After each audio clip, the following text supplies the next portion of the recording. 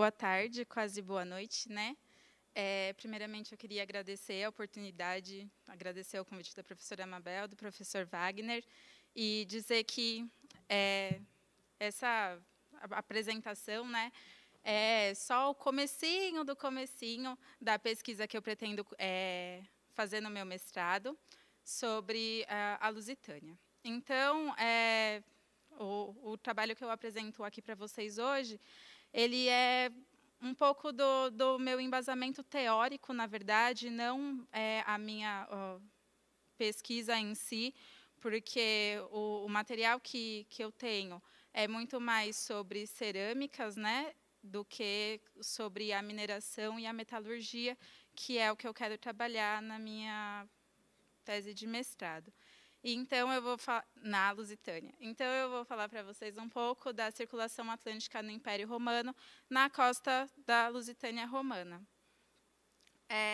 Eu começo a minha apresentação com uma citação de Tácito, né, que diz que as fronteiras do Império eram no oceano ou em rios distantes. Exércitos, províncias, esquadras, todo o sistema estava interligado. Aqui a gente ressalta o oceano escrito com o O maiúsculo, porque eles chamavam o Oceano Atlântico de oceano, né? E a nomenclatura Atlântico é posterior. Sobre as fronteiras, o porquê que eu estou trabalhando nessa mesa de fronteiras. A fronteira é um limite, é uma linha, né, que divide, separa um território, que está um próximo ao outro.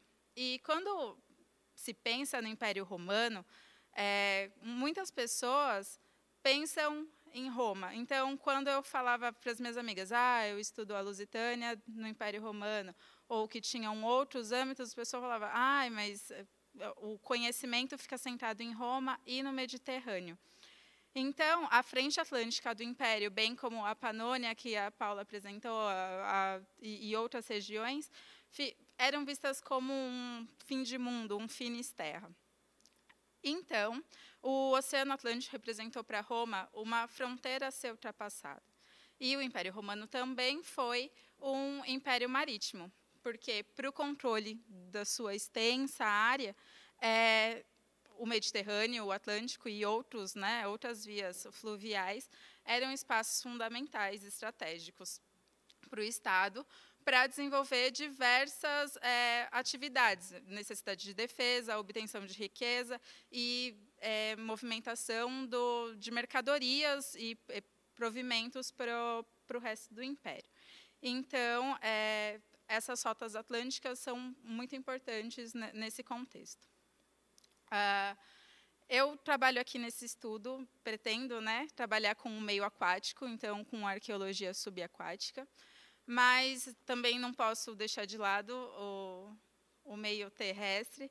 Então, porque essas duas zonas se integram, e a leitura e a interpretação conjunta desses dados me permite inferir os fluxos que as mercadorias ou que as moedas ou qualquer outra coisa, como circulou nessa área.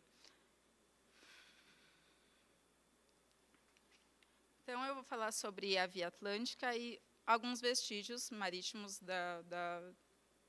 na costa, e exemplificando com algumas imagens que eu já tinha, né? Então, a província da Lusitânia, que é o que eu quero desenvolver, ela se encontra muito interligada desde o século I, antes da era cristã, integrada na economia do Império e incluída na rede de abastecimento desse império. Então, as trocas e o comércio marítimo são parte disso. Quando a gente vai estudar essas rotas e tudo mais, a gente pensa muito em economia, mas você estudar economia de um ambiente tem que estar ciente de que você vai ter que lidar com todo o universo que abarca esse lugar. desde a produção do que você está estudando até a chegada ao consumidor final. E vocês vão perceber com as imagens que eu trouxe que os achados de restos de material arqueológico estão concentrados mais ao sul da região da Lusitânia, no litoral, e isso é facilmente explicável, porque a conquista, né, desse oceano e também da costa inteira e depois da Britânia foi feita de baixo para cima, de sul para norte. Então, quando eu penso, né, em estudar a economia marítima na Lusitânia e exportação, para ver as dinâmicas que se dão no Atlântico, eu penso, e relacionando com a arqueologia subaquática, eu penso nos naufrágios e nas cidades portuárias e portos. Os naufrágios nos trazem contextos fechados, como se fosse uma foto, uma imagem daquele momento, né? Porque ele afundou e é o que eu tenho ali para estudar. A carga, o navio, etc. Os portos e cidades portuárias, eu consigo estabelecer ligações para ver de onde saiu, para onde chegou, o que é distribuído, o que não é. Então, eu consigo analisar a produção e circulação. E, juntando tudo isso, eu consigo estabelecer modelos de circulação e tipos de carga e compreender e sugerir rotas, que é a minha intenção aqui. Então, a gente tem um mapa aqui do Império Romano, com várias rotas traçadas. O que está a linha contínua mostra navegações em grande escala, em mar aberto, e as pontilhadinhas, a navegação de cabotagem, que é a navegação que você não perde de vista, né, a terra. E aí a gente percebe uma tímida, né, movimentação aqui no Mar Atlântico, até o Lisipo, que é atual Lisboa. Mas a gente pode perceber como que essa rota se integra também, né, no Mediterrâneo, que é um local de muita intensidade, ou melhor, de maior intensidade, de maior importância para o Império. Nesse mapa e nesse gráfico, aí a gente pode ver a rota atlântica, uma maior rota atlântica de chegada na Britânia, né? Outras rotas que chegavam na Britânia, e o gráfico nos mostra a questão do valor que era gasto com essas rotas. E a primeira coluna é a que mostra a rota atlântica até a Britânia. E a gente pode perceber que é o mais barato. A coluna branca é a distância e a coluna acinzentada mostra os custos, né? Então, essa rota era muito boa também porque ela tinha custos baixos, né? E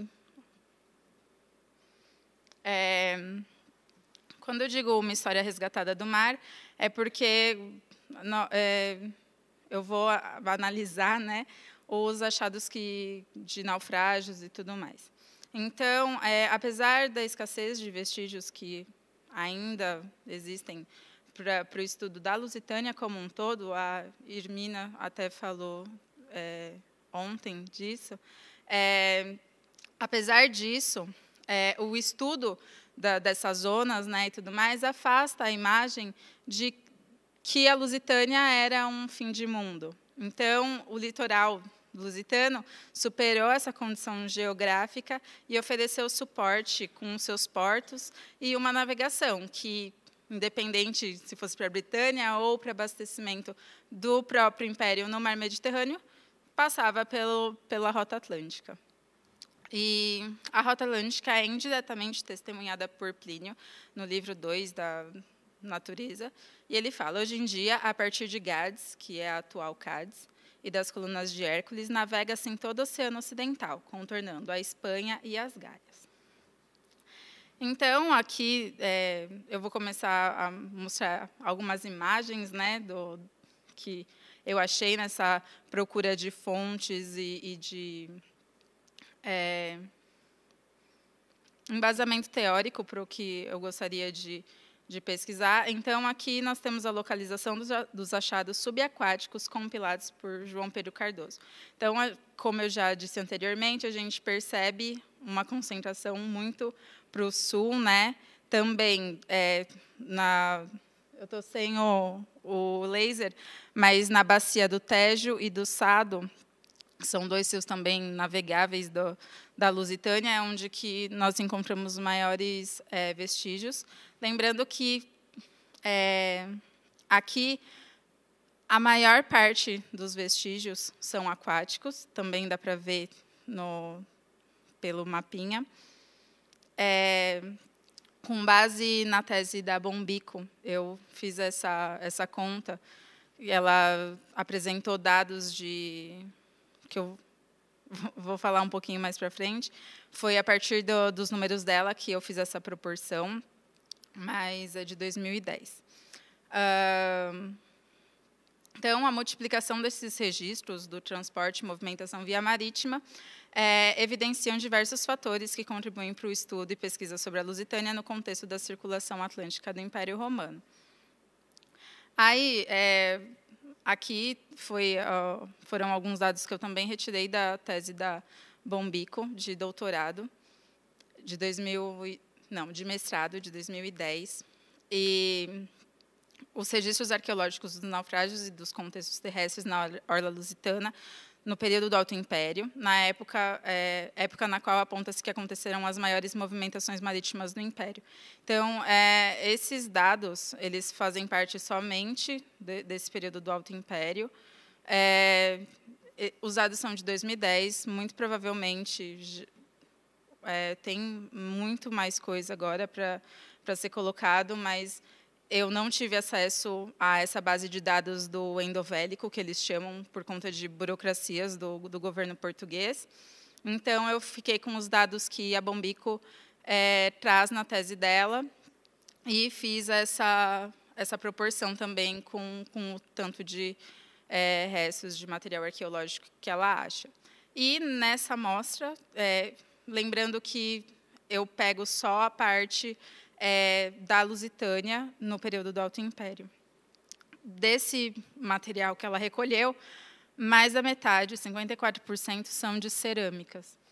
E então isso também mostra, né, que a Lusitânia, desculpa, era um produtor muito grande produzia muita cerâmica, desculpa, para exportação de produtos piscícolas.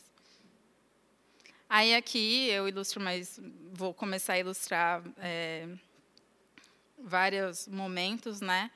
Então, à minha direita, na esquerda de vocês, tem os espaços marítimos no Atlântico. Então, você tem o 1, Mare Gaditanum, o 2, o Mare Lusitanum, que é o que eu pego, mais ou menos, o 3, Mare Cantabricum, e o 4, Mare Britannicum, que fazem também parte dessa rota atlântica.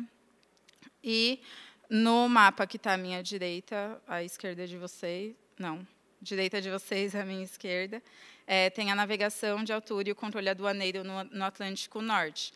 Então, você tem 4 portos aqui, né?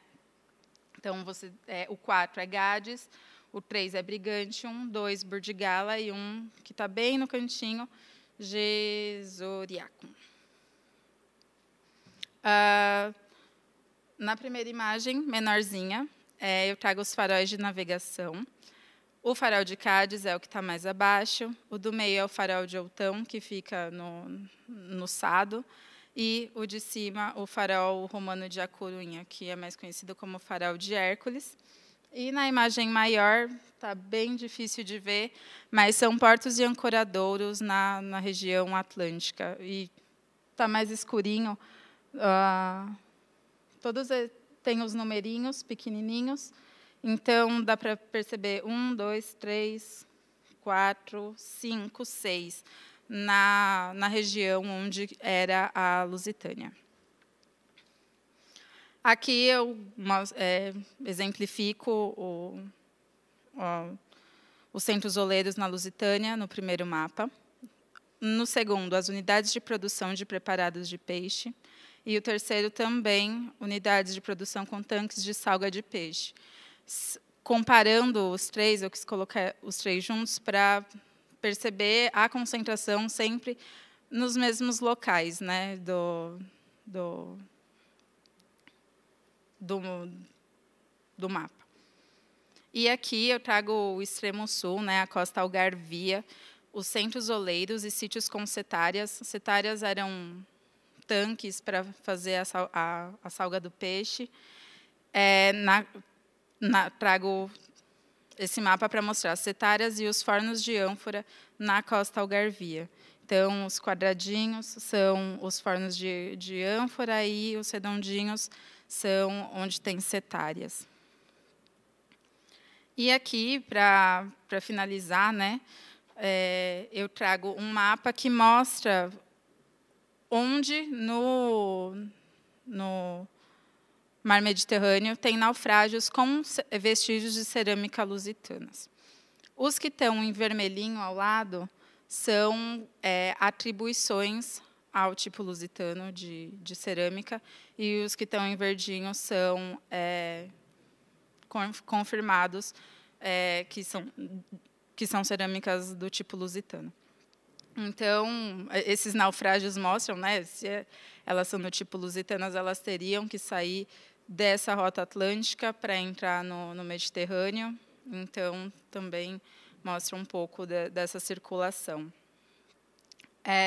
Então, sintetizando e pegando alguns pontos que eu gostaria de desenvolver na minha pesquisa de mestrado no âmbito da mineração e metalurgia, eu peguei alguns pontos para ir pensando.